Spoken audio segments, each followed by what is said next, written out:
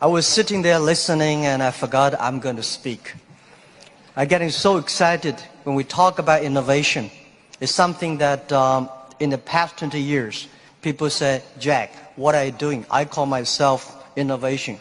But most people say you're crazy. You're doing something never exists.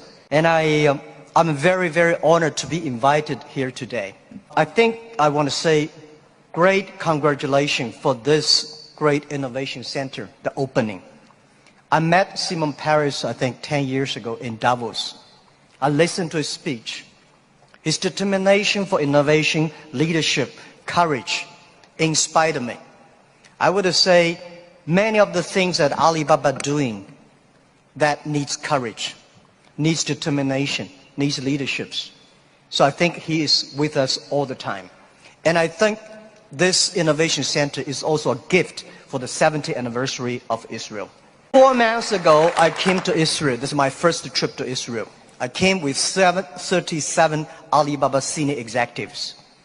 Why we came here?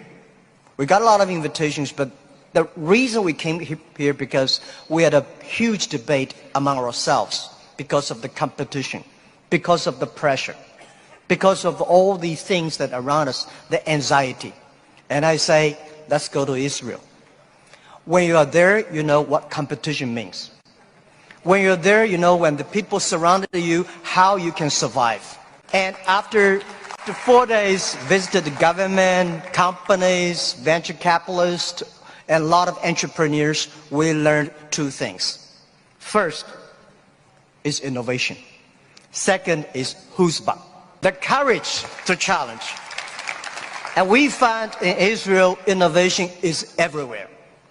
It's just like water, it's just like a food. It's so natural. And I think to not discuss about innovation is the innovation in Israel. People here all talk about this. In the past 70 years, from my experience, for what we learned, that Israel people proved one thing. Even you have nothing, you have anything, right? You don't have anything. But if you have brain, if you have heart, you can make everything possible. From my understanding, brain is the place where you hold the knowledge, education, training. The heart is the place where you hold the wisdom. And IQ is the brain, and EQ is the heart. If you have a strong EQ, you may be easy to be successful, but people like you. You have a value, you have a friendship, you have trust. But if you have great IQ, it's very difficult for you to fail quickly. A lot of people easy to get success, but losing very quickly. That's because they don't have enough IQ. When IQ and EQ connected, that means when brain and heart connected, that is the knowledge and wisdom connected, that is called innovation. And I believe that if you want to be successful, you should have the good EQ. If you don't want to fail quickly, you should have IQ. But if you want to be respected, you should have LQ, the Q of love. And Israel has all these things. Israel has the best education systems. I had a wonderful discussion with the Minister of Education. I learned a lot. And I think this is the treasure. Israel is the country. They know the most precious resource in the world is not oil. It's not the gas. It's the human brains. You make the human brains great. And Israel also have the great life experience that very few countries in this world have. You combine these things together. And that is the secret source of magic of Israel's success. I'm very happy to hear that today the innovation is for better life. And this is Israel innovate not only for himself, not only for Israel. Israel innovate for humans, for the world. And this is the exact LQ we need. Today I come here to discuss about innovation. Where the idea come from? And people say, Jack, after 19 years in, being an Alibaba founder and a CEO, what you've got? People say you got rich. I think the wealth I've got is that I've known and seen, met so many great people in the world. I remember one story. After Second World War, a grandson asked grandfather, Grandfather, you joined the war. So are you a hero in the war? The grandfather said, no, I'm not the hero, but I have the honor to work with and fight together with all the heroes. I'm lucky enough in the past 19 years, I have the honor to meet so many great leaders and make so many great entrepreneurs, innovators. I think from them, I have the honor. This is my wealth, and I want to share with you. Most of innovations, not because they want to, because they were forced to. Israel, there's no water, no oil, no resources. And most people innovate for success. And I found Israel people innovate for survive. You don't have diamond, but you have the biggest diamond exchange in the world. And you don't make cars, but you have the best car technology in the world. You don't have water. And first time, 4 months, I heard that you are one of the biggest export of vegetables and fruits to the Europe. And you don't have water. That's amazing. And the other thing is that Alibaba, people say, Jack, you are amazing. How could you make such a huge investment in 9 years ago to develop cloud computing? And you know nothing about technology. That is true. I know nothing about technology. I'm scared of technology. So I was the first the product tester of my company, because I said, if I can use it, 80% of people can use it. If I cannot use it, 80% don't want to use it. So 9 years ago, I know if we do not develop technology on cloud computing, Alibaba will bankrupt, because we cannot afford the cost of IBM and Oracle. The cost of using this IT is too expensive for us. So we have to innovate. We have to design a technology that is simple enough. If we can use that technology simple and cost effective, not only for Alibaba, it's also going to support millions of small business. We were forced. And the other thing is that, we have 11/11. November 11 is the largest shopping day of China. Last year, for the first minute of November 11, we had 80 million people came in for the first second. With that good technology, our company will bankrupt immediately. We sold more than $24 billion last year for one day. This year, we don't know how much we will sell for one night.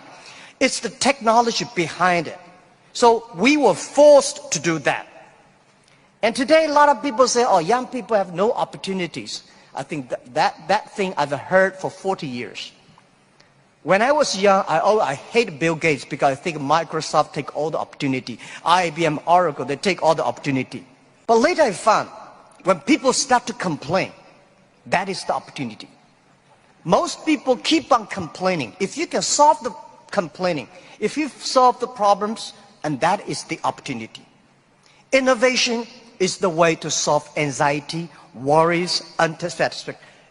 Innovation is for happier life. So we believe through the innovation, you can grasp the opportunity for success. The first technology revolution released the physical power of human beings. The second technology revolution released the distance. And this is the third technology revolution, release the human brains. Human beings, like Prime Minister said last night, we never satisfied with today. And the way to make yourself to change yourself, to embrace this challenge is called innovation. And I would like to say, who are those kind of innovative people? Who are these kind of people? I would say those innovators, they look like crazy, stupid, lazy, and even liars. When we started Alibaba, I tell the story about I went to Silicon Valley raising fund. I talked to over 30 venture capitalists. They say, crazy, Alibaba, stupid, crazy name, and e-commerce in China won't work because China has no internet, China has a censorship, no credit card, no delivery, nothing else.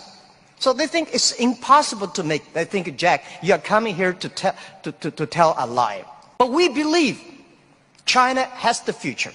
We believe internet is going to change the China. And at that time, e-commerce in American style is only supported big companies. We believe small business. And people say, small business, they don't make money. How could you make money from them? They're right. We say, if small business in America, e-commerce for big companies, helping big companies to cut the cost. We think helping small companies not to teach them how to cut the cost because they know better than you do. You should help them how to make the money. And washing machine. A lot of things are designed for lazy people. People don't want to wash, they have a washing machine. People don't want to climb, they have the elevators. Even the iPhone came, a lot of experts of telephone said, how could this stupid thing? There is no even press buttons. When Bell started to sell his telephones, a famous newspaper in America tell the policeman, please arrest that guy because he's cheating the people. So innovative people are believers. Most people seeing is believing. People like us, we believe and we seal it.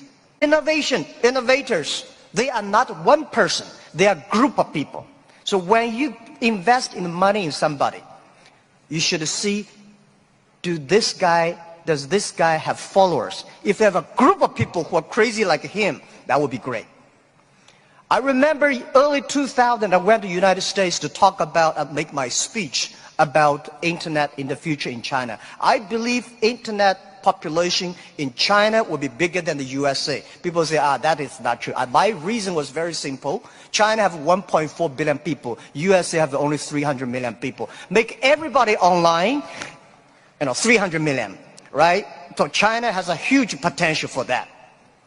But one of the guys said, Jack, what you're talking about, internet companies should have values and mission. That is crazy. And I say, sir, please come to my company. So I came to Hangzhou, my company, spent 1 week, and the day he left, he said, Jack, I know you're crazy, but I found 100 people in your companies, they're all crazy. Crazy people don't think they're crazy. They think people outside they're crazy. So, and most of the innovators are not very successful people because successful people very difficult to change. I never try to convince successful people. They will tell you how they succeed, they will continue to do this. Those people who don't succeed, they always want to succeed. So one of the reasons why Alibaba succeed 20 years ago, we never try to convince those people who are successful. We try to spend time on the people who are 18 years old, 20 years old. They are not successful. So 20 years later, they become successful, we become successful. That is how we did it. Now most of the people who buy online, they are 35 to 40. 20 years ago, they only spent $2. Now they spend $3,000. That is the difference. Innovation has nothing to do with the technology. Technology is just a way to do. When we talk about innovation, everybody thinks, high technology. It's not about that. Innovation, everybody can do it. Right. Those people who do not know anything like technology, like me, we can find those people, rely on these people, try those people who have the technology. In our site, our Alibaba site, there's one guy selling shoes 48 inches only. And I say, how can this guy sell shoes for 48 inches? And we find out he's very innovative because people with 48 inches feet, difficult for him to buy shoes in the shops. There's only one on the online. And there are a lot of innovative ways. Those guys design, lazy guys, they watch TV lying on the sofa. So they designed a specific glass that you can lie on the sofa, watch on TV. They sell perfectly. And there are also some guys helping people to write letters to say goodbye to boyfriends and girlfriends, and writing resign letters to bosses. There are a lot of crazy, interesting ideas. They are all wonderful sellers. And most of the innovations